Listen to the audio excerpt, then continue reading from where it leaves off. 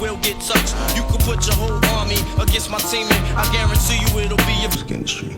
Even if they wasn't committing any crimes. A lot of times people say, I was really fiending to do a Mobb Deep album because I just knew Prodigy. Mobb Deep, the most feared hip-hop duo of the 90s. A lethal tag team ready to face anyone who dared test them. Jay-Z, Tupac, Snoop Dogg. No name was ever big enough to make them back down. But in 2017, just as the world believed Mobb Deep had become an immortal legend, the group fell apart. The reason most people accepted was the sudden passing of Prodigy. The truth. That was only the ending the public was allowed to see. In reality, Mobb Deep had stood on the edge of collapse twice, but neither moment was ever fully told, until after Prodigy's death. Why has Havoc, the one who remained, never told this story in full? Mobb Deep had everything people crave standing at the peak of fame, yet terrified of the demon inside themselves. If you believe Mobb Deep ended peacefully, what comes next will shatter that belief. Queensbridge growing up surrounded by violence and gangs. What if I told you Mobb Deep was never a perfect match, in the warm, harmonious way people imagine? Let's rewind to Queensbridge in 1989, a place once seen as sacred ground for crime, violence, and street hip-hop. Many groups were born from gang street corners and open conflict, but Mobb Deep was not. They began in a place no one expected, the High School of Art and Design in Manhattan, a training ground for some of New York's top artistic talent. They met in a school hallway, not in a studio. Prodigy noticed Havoc for his gritty, cold style that screamed Queensbridge. Havoc, meanwhile, was drawn to Prodigy's razor-sharp rap ability because even then, Prodigy was the stronger rapper. Their partnership did not come from romantic friendship or shared souls. It came from a very real realization each had what the other lacked. In the early years, they recorded demos at home, carried tapes everywhere, and waited outside record label offices just hoping someone would listen. In 1991, they appeared in The Source's unsigned hype column, their first ticket into the industry. In 1993, they changed their name to Mobb Deep and released their debut album, Juvenile Hell. The result was a brutal fall. The album flopped, sold poorly, and critics dismissed it as a weak imitation of EPMD or Naughty by Nature. The label dropped them immediately without hesitation. That rejection turned them bitter and hungry to prove themselves.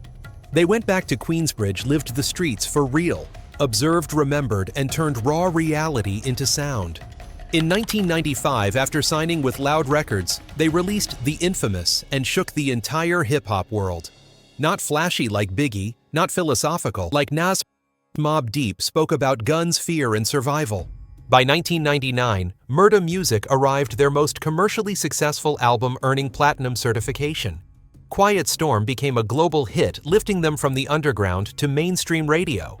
But don't let that fool you into thinking they were angels. Never forget they were kids raised in Queensbridge. Before 1995, they were just failures. After that, no one should have expected to touch them easily. They went to war with nearly every major power in hip-hop throughout the 90s and 2000s. Tupac released Hit 'Em Up, one of the most brutal diss tracks in history. He mocked Mobb Deep as punk kids and publicly ridiculed Prodigy's sickle cell disease. Mobb Deep fired back by dropping Drop a Gem on him. They were one of the few East Coast groups willing to confront Tupac head-on while he was at the peak of his power and aggression. Then Snoop Dogg and the Dogg Pound came to New York to shoot the New York video showing New York skyscrapers being knocked down. Mobb Deep saw it as an insult to their home. They teamed up with Capone and Noreaga and Tragedy Gaddafi to release LA in response, escalating East Coast-West Coast tensions even further. And the conflict did not stop there. They were ready to challenge the most powerful figure of all, Jay-Z, in the battle for the title King of New York after Biggie's death. Jay-Z viewed Prodigy as his most irritating obstacle. Yet not every conflict in Mobb Deep's history came from outside. One of the most shocking moments of their career came in 2012, when Prodigy and Havoc bonded since their teenage years publicly turned against each other. The public fracture of 2012. A feud that lasted 4 years. A deep friendship full of turbulence, often described as brothers by blood, yet at times resembling sworn enemies. Just before 2012, after his release from prison, Prodigy published his autobiography, My Infamous Life. The book did not only cover street life fights and the underworld, but also included internal stories and private details involving Havoc. To Prodigy, it was honesty. To Havoc, it was betrayal. In street culture, some things are lived together, but never spoken aloud. Havoc felt sold out, as if a code of silence they had followed for 2 decades had been broken. At the same time, distance had been growing. Prodigy's 3 years in prison from 2008 to 2011 changed both men. Havoc grew used to making music alone and controlling everything. When Prodigy returned with a bigger ego, different thinking, and new artistic directions, friction was inevitable. Still, everything stayed silent until one night. In the early morning of April 2012, Havoc's Twitter suddenly became a crime scene. A series of tweets appeared directly attacking Prodigy, from personal insults to declaring Mobb Deep dead. At first, Havoc tried to downplay it, claiming his Twitter account had been hacked. But the damage was done, and rumors spread fast. Not long after, an audio recording surfaced, allegedly Havoc's voice speaking about Prodigy in a disrespectful way. At first, people doubted it. But in July 2012, during an interview with All Hip Hop, Havoc officially admitted the truth. There was no hacker. He posted those tweets in anger and lied afterward because Twitter was not the right place to handle the conflict. He announced that Mobb Deep was entering an indefinite hiatus. As a final statement, Havoc recorded a diss track aimed directly at Prodigy, turning a personal conflict into an open battle.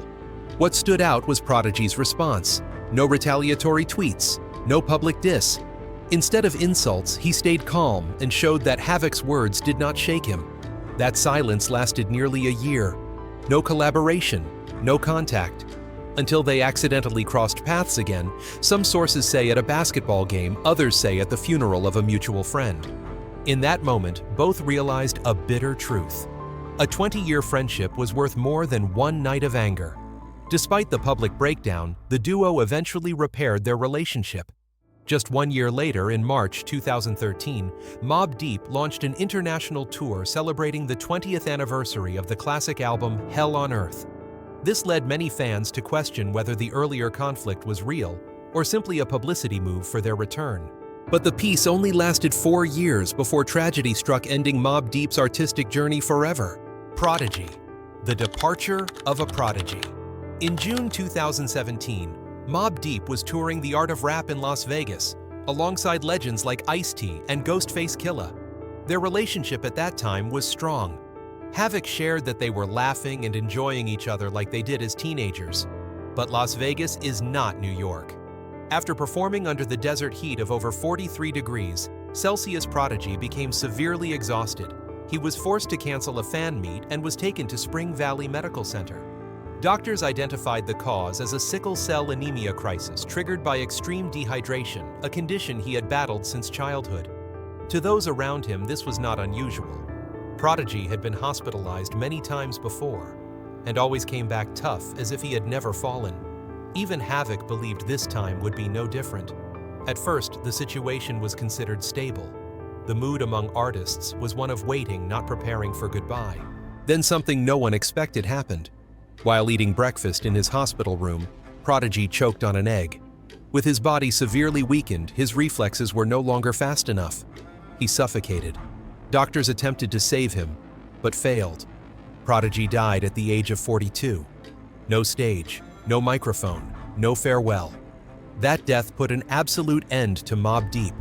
In an official statement, Havoc and the family confirmed Prodigy's passing. Later, in multiple interviews, Havoc was firm. Mobb Deep was Havoc and Prodigy. Without one, Mobb Deep did not exist. He rejected any idea of replacement or continuing to use the name for profit. All later projects, including anniversary releases, were described by Havoc as memorials and preservation of the legacy, not continuation. Yet the sudden death also opened many questions.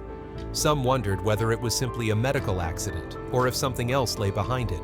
Prodigy had often spoken about conspiracy theories, released projects with strong anti-New World Order themes, and wrote about invisible forces controlling the industry. Did his death at that moment of creative focus mean anything? Or was it simply the human need to find meaning in an overwhelming loss? Prodigy's family also questioned the hospital's responsibility. How could a patient already hospitalized end up in such a dangerous situation? Those questions led to legal discussions, not to fuel conspiracy theories, but to seek accountability if negligence existed. More extreme speculation followed, dragging powerful industry figures into the story. But all of it remained at the level of questions with no verified evidence. The only thing no longer in question was the ending. When Prodigy passed away, every possibility of reunion, healing, or continuation for Mobb Deep died with him. Not because of conflict, not because of hatred, but because fate took away an irreplaceable half. And perhaps that is the most painful reason Mobb Deep's story closed forever. The truth behind that reunion, Mobb Deep, did not end in 2017. That year was only the moment the public was forced to accept a truth that had existed for a long time. In reality, the breakup of Mobb Deep began much earlier, right after their reunion in 2013. It was not an explosion, but a slow bloodletting that unfolded in silence. After the 2012 scandal, Mobb Deep returned with the image of a duo that had overcome conflict. They toured, released albums, and appeared together in the media. To outsiders, this seemed like proof that everything had been resolved. But if you look closely at how they worked after reuniting, one decisive change becomes clear: Mobb Deep was no longer created the same way. At their peak in the 90s, Mobb Deep existed through direct friction. The two of them sat in the studio together, argued, edited, and challenged each other. Their music was the result of creative conflict. There were no gentle compromises. Every track was a tug of war between lyrics and beats, between anger and discipline, between Prodigy's paranoia and Havoc's cold structure. That process was what created what people called the Mobb Deep sound. After 2013, that process almost disappeared. They no longer worked together in the same space. Verses were recorded separately. Beats were finished separately. Files were sent by email. Each person handled their own part, then everything was stitched together. Technically, this was efficient, safe, and conflict-free. But in essence, it was a sign that a creative relationship had broken. What needs to be made clear is this: it was not laziness or lack of professionalism. On the contrary, it was a conscious choice. After the explosion of 2012, both understood that spending too much time together in the studio could reignite conflicts that were never fully resolved. Working remotely avoided confrontation. But the price was the disappearance of friction, the core element that once created Mobb Deep. From that point on, Mobb Deep shifted states.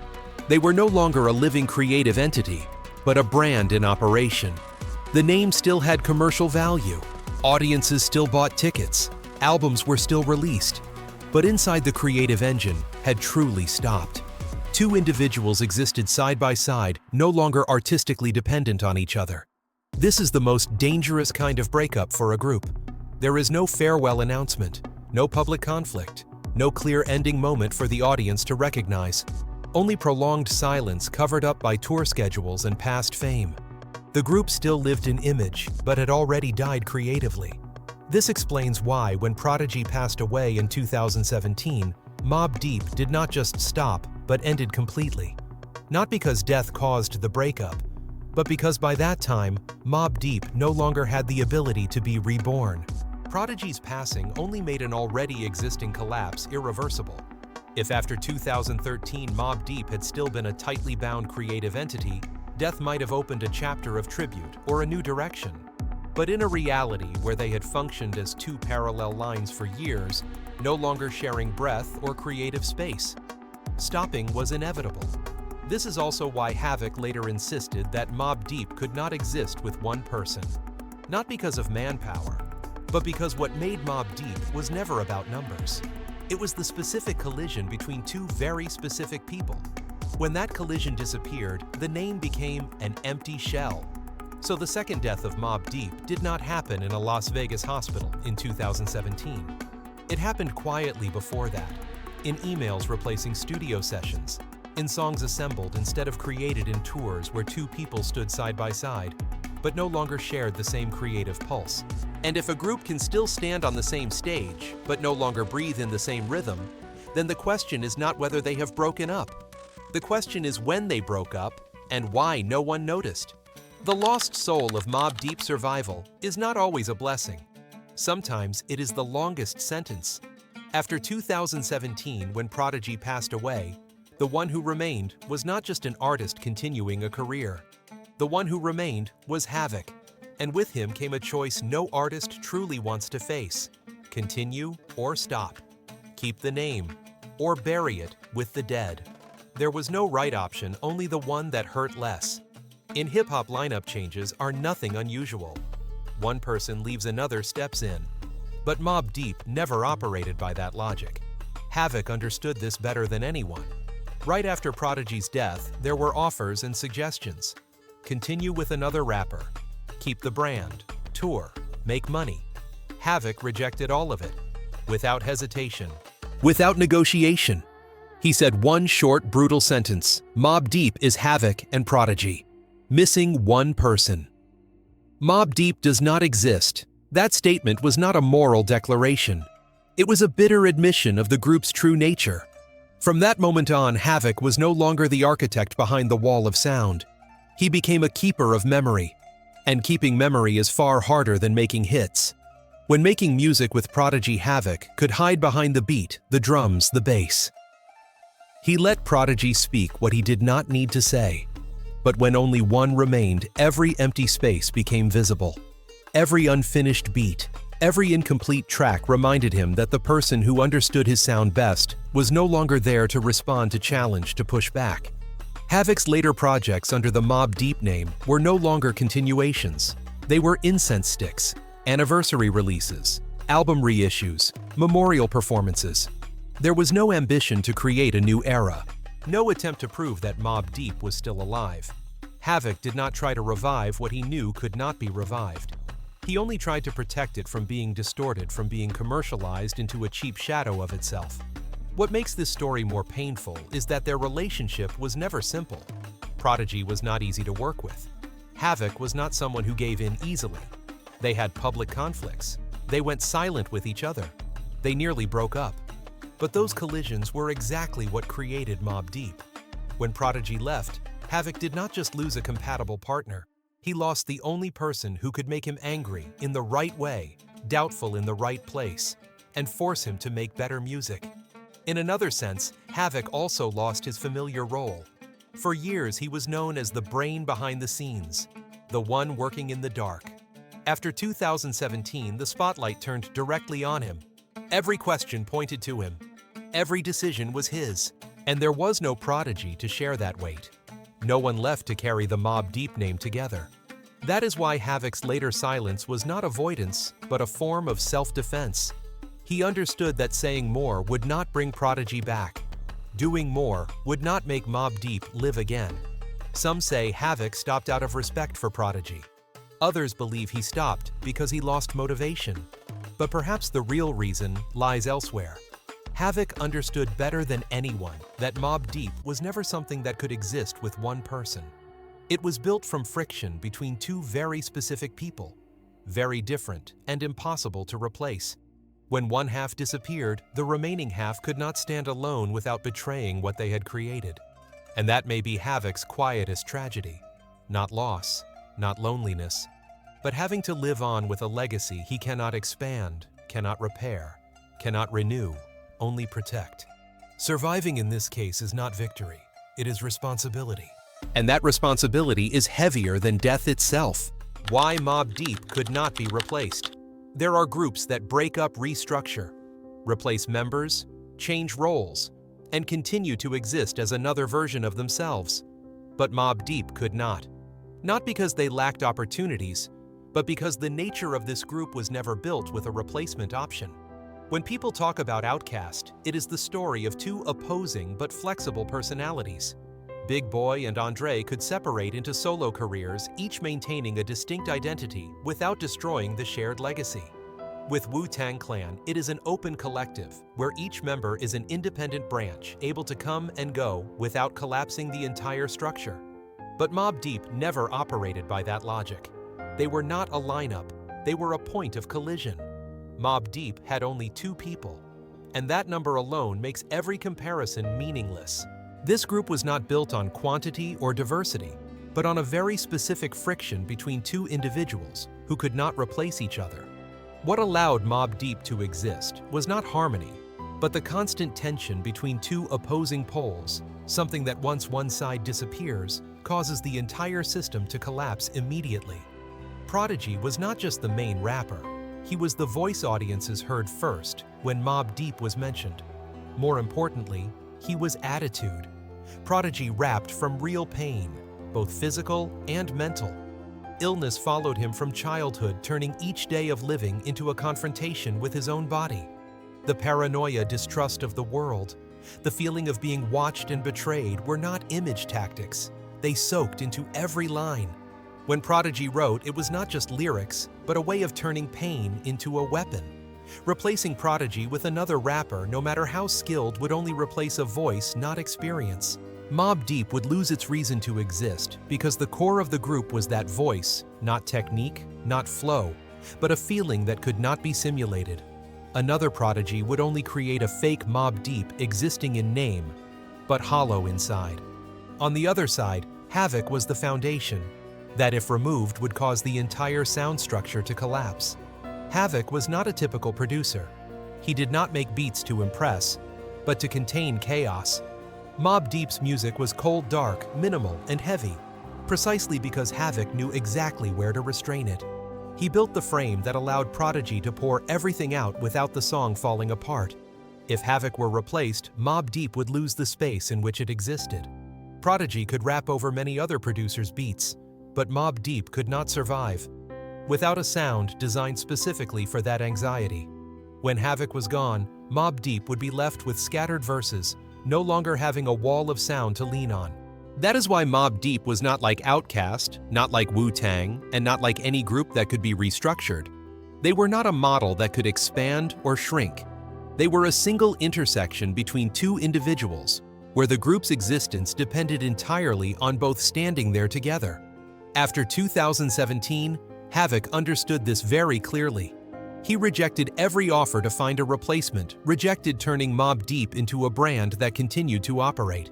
Not because there was no money to be made, but because he knew that once one piece was gone, the entire structure lost its meaning. Keeping the name without the soul inside only prolonged emptiness. And at this point, the question is no longer why Mobb Deep had no replacement. The real question is whether Mobb Deep was ever a group in the conventional sense, or whether they were simply a very specific moment in hip-hop history, where two unrepeatable individuals collided at exactly the right time, creating something that could never be reborn, no matter how much talent stood around them. The legacy left behind. It was not conflict that killed Mobb Deep, and it was not death. The most painful reason their journey ended lies in something far more ruthless, something that cannot be dissed, cannot be negotiated with, and cannot be fixed. That thing is time. Prodigy lived his entire life as if tomorrow was never promised.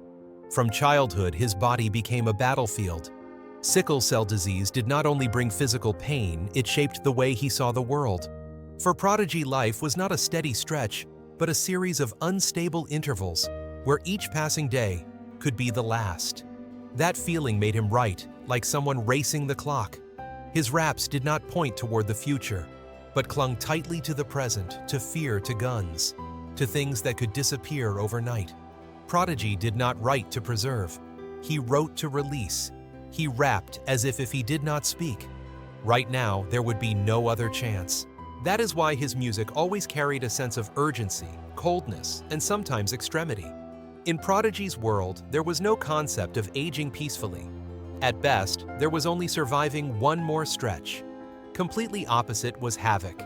Havoc lived for tomorrow, even if he rarely said it out loud. Everything he did revolved around structure, order, and durability. Havoc's beats were not meant to explode and fade, but to endure, to repeat, to become foundations. He built sound like a builder constructs a house layer by layer, calculating what could stand over time. If Prodigy wrote for the moment, Havoc thought for the long road. If Prodigy rapped as if delivering final words, Havoc produced as if there were many days ahead. These two people met, collided, and created a rare kind of magic in their youth. But that difference also quietly set a limit that neither of them recognized at first. Mobb Deep was born for violent youth. For years, when energy, anger, and fear merged into one. When they were young, that misalignment complemented each other. Prodigy pushed everything to the edge. Havoc kept it from falling too soon.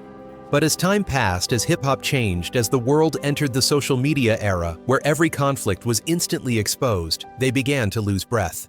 2012 was the first time Time won, not because they hated each other, but because they no longer lived at the same speed. Prodigy wanted to say everything, write everything, expose everything. Havoc wanted to hold back, protect control. In the modern world, where every word is recorded, that difference left no room for compromise. Internal conflict was not the cause, but the symptom of two people beginning to live in different timelines. They repaired things afterward, but it was the repair of people who knew they no longer had many choices. Then 2017 arrived like a brutal reminder. When Prodigy passed away, time did not just take a person. It took away the final chance for them to learn how to grow old together. The most painful part was not death itself, but that they had just found each other again. They had just stood on the same stage, just laughed like in the early days. With more time, perhaps, they would not have needed to be Mobb Deep of their 20s anymore. Perhaps they would have found another version calmer, slower, less violent. But life did not give them that buffer. Mobb Deep ended not because of hatred, not because of unsolvable conflict, but because those two people were never allowed to reach the final stage of a creative relationship. They were never allowed to look back, adjust, and continue. One lived as if tomorrow did not exist. One built for tomorrow. When time cut between them, every remaining possibility disappeared. And that is why this story still haunts. Because it carries no clear lesson. It has no winner, no loser. Only one question that lingers. If Prodigy had lived 10 more years, would Mobb Deep have fallen apart?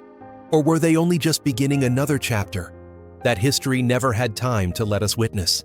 All data, analysis, and commentary in this video are presented based on information available at the time of production. The content is subject to change over time and should not be considered a definitive forecast. There is still so much more to explore. Stories of resilience, legacy, and truth. Feel free to dive into some of our top recommended videos now appearing on your screen.